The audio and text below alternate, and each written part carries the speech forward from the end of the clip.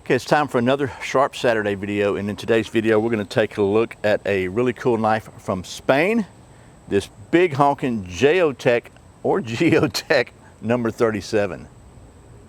That's what's coming up next here on Survival on Purpose.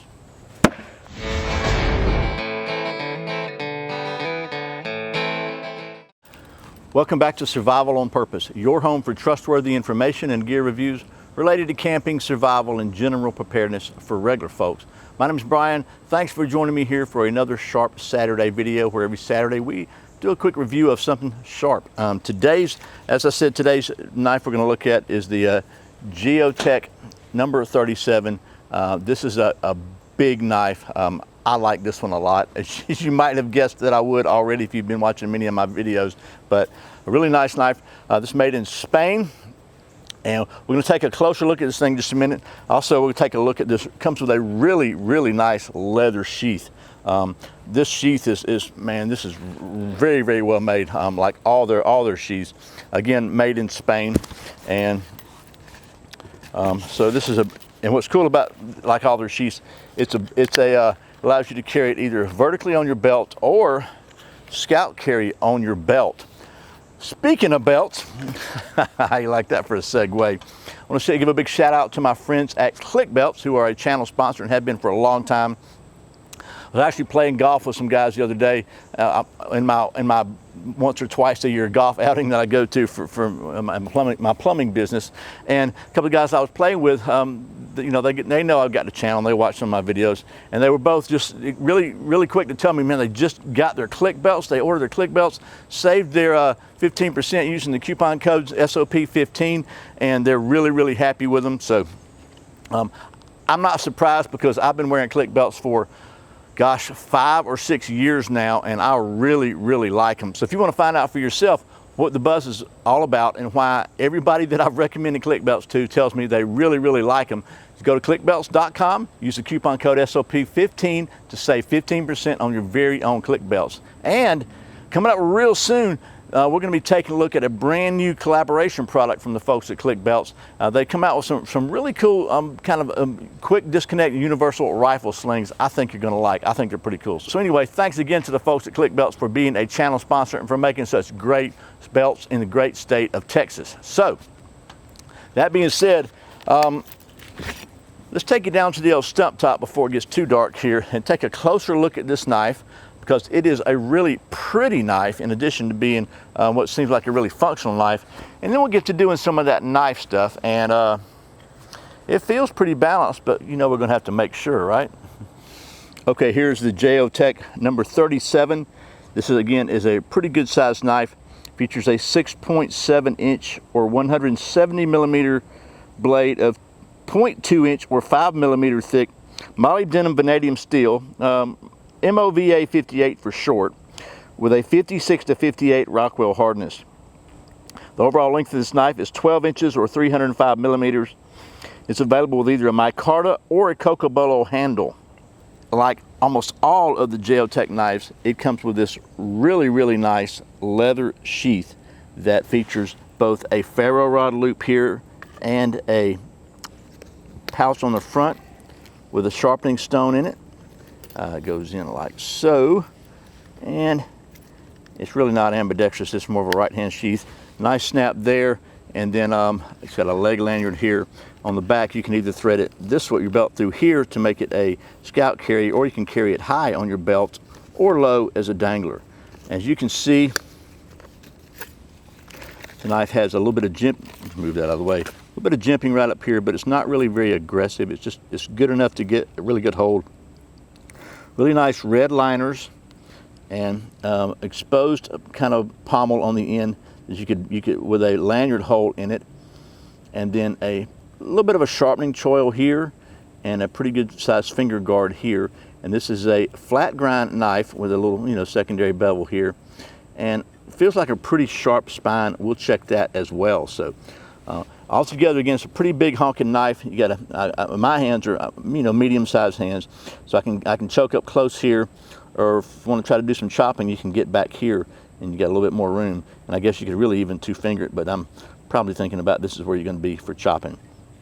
So kind of a Bowie style or Bowie style blade. So number 37. So there you go. And the price of this knife on Amazon right now is $185.95. So let's get to doing some knife stuff now. Okay, if the mosquitoes don't carry me away, we're going to try to do some of our standard knife testing things that we're going to do. I try to keep everything standard and do everything with the same criteria. So first, we'll do the standard redneck sharpening test, sharp test, and just see how well this thing shaves. Shaves hair off my arm, and I don't know if you can see that, but that is it is definitely shaving sharp. And then, just to make the paper cutters happy, we'll try to slice some paper, and it does really good on the paper, obviously. And somebody asked me about several times about slicing tomatoes and stuff like that. I don't like tomatoes, so I'm not going to waste tomatoes by slicing them. But if it cuts paper and shaves hair, I'm pretty sure it'll cut fruits and vegetables. So anyway, that being said, it's sharp. Let's see how well it does some chopping, because it's a pretty good sized knife. And generally, it's kind of seems like the kind of knife that would be great for all around camp stuff or knife stuff. So got this one thing I've already split out. We're going to go ahead and just see how long it takes to chop this in half here. And so it's about 1.5 inches at the thickest and about 2 inches, 2.5 this way. So let's just see. Let me get over behind here. So you can see my the largest gut I've ever had. By the way, I weighed today, I weigh 190 pounds. I've never weighed that much in my life. I have been working out, so hopefully some of it is muscle, but let's just see.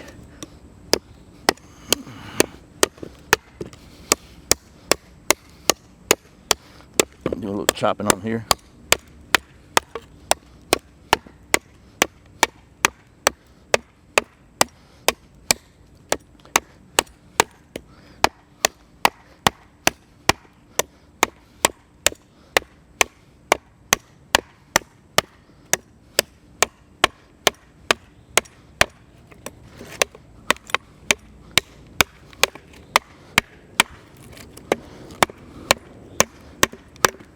It ain't got hard on that corner, that edge. Let's see.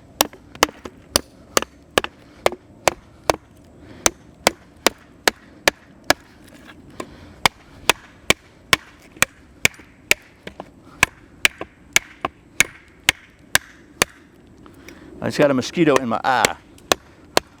Pesky little critters.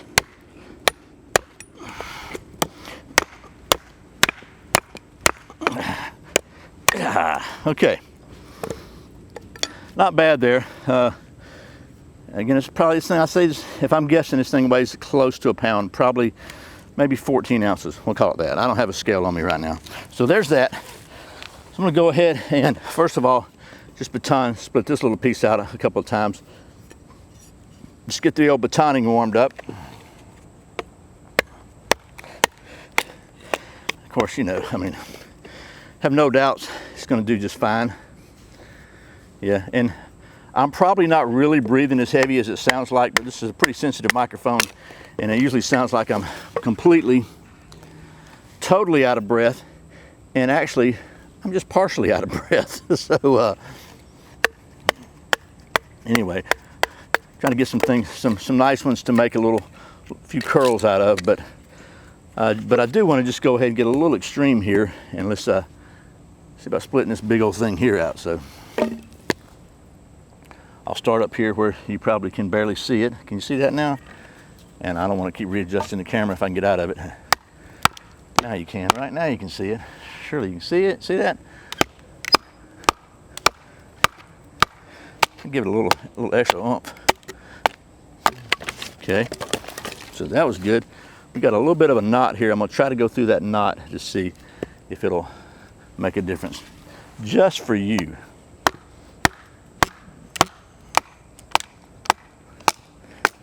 All right, so actually did go right through the knot here. Another little one over here, and here's the knot right here. Kind of went through. So anyway, there's that. Pretty decent chopper. Wouldn't have a problem splitting firewood, batoning this thing if I needed to. And let's see how well she carves some curls here, because you know I like to do that too, right? Try to keep things consistent. No sense in reinventing the wheel.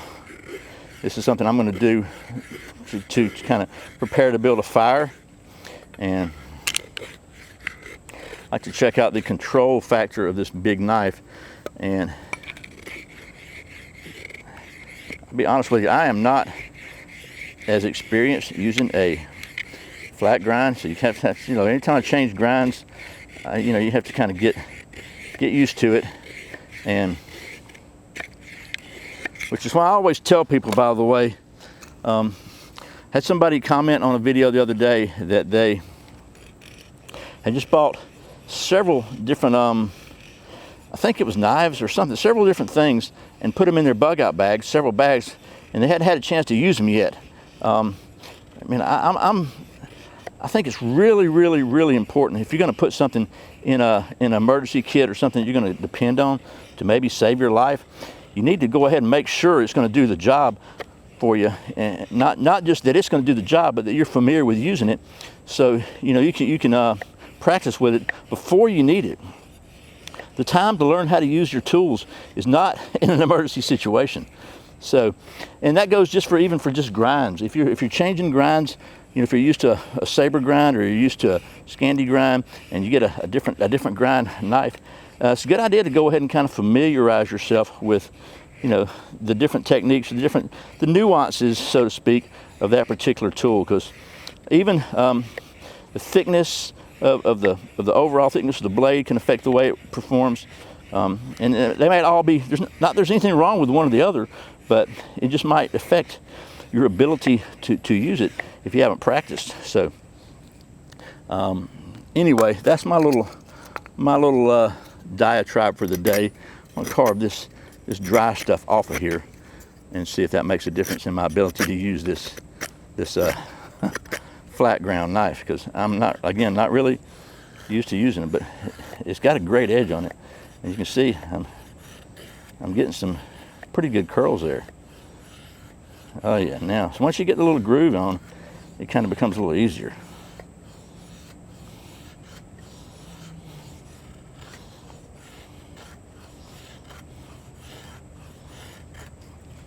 So anyway, that's pretty good. We'll call those Shirley Temple curls. I'm gonna set that aside now. See how well this thing scrapes on the spine. And this is just regular old wood, nothing fancy about it. I don't know what kind of wood it is even. And it seems to scrape okay, but you know what's next, right? It's got this piece of fat wood that was laid on the ground. It's rained a few times since I last put it on the ground. I'm just going to carve off the outer layer of it. Oh man, and it smells so good. And let's see how well it scrapes though. God, look at that. Oh man, look at that. Would you just look at that? Okay, so, wow. You see that? That is golden goodness right there. The old fat wood. Just throw it back on the ground. Now, since it does come with a ferro rod, and to be completely fair about this, this is not any kind of fancy ferro rod. It's a pretty plain basic one. And there's a good likelihood that over much use this handle will come right off of it, because a lot of them do. And by the way, I talked to some guys who know, and pretty much every ferro rod that you can get now is going to be made in China or somewhere. They're just not made in the USA, or probably even Spain. So, but as always, you want to get the paint off of it first. Scrape the paint off where you're going to scrape it. And let's just see how well it works. First, we'll try it without the fat wood, to see, because I got some pretty fine curls here, so we just want to see if you didn't have any fat wood, if you'd be able to get yourself a fire.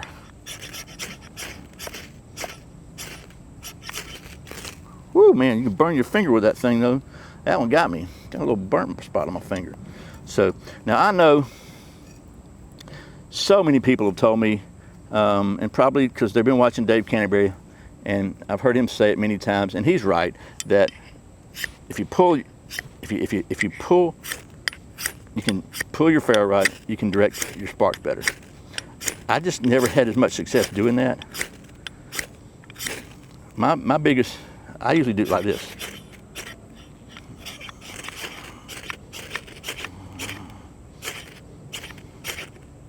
and it worked. So,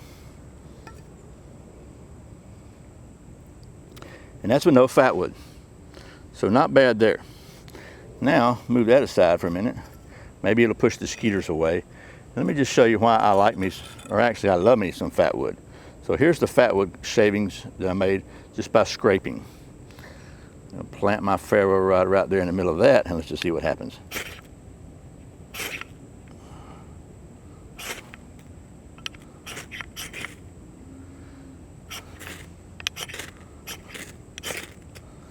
Okay, so a little easier, but there you go. And you can see I made it ugly, but it'll pretty much wash right clean right off. All right. Whoa, don't burn the handle up.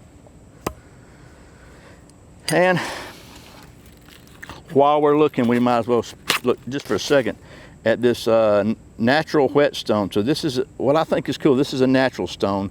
It is not a synthetic, you know, carbundum or whatever, and it is a thick grain 700 grit about, and it says just a water stone, not to be used with oil. It feels pretty good, and it's a pretty good sized stone, so I think it will be a good thing to have in here. I'm not going to try to sharpen the knife up right now because it doesn't need it. Man, I burnt the pee out of my finger. Okay, so that's the standard use test. What else could we do?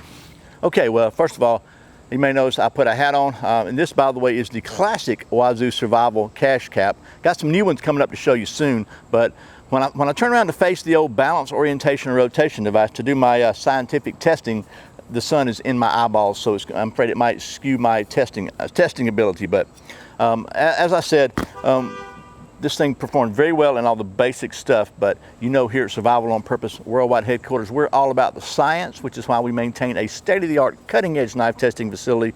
We always like to test the balance of every fixed blade on our balance, orientation, and rotation device. So we're going to do that right now. Okay, well, let's see if my calibration is on point. I think this looks about right.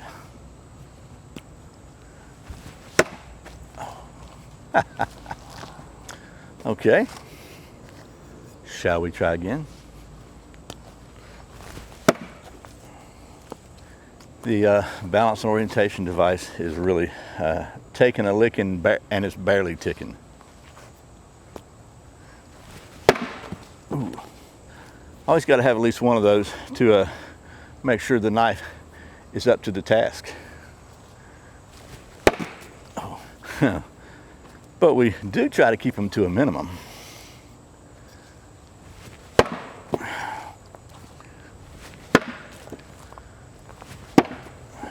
One more. Maybe one more.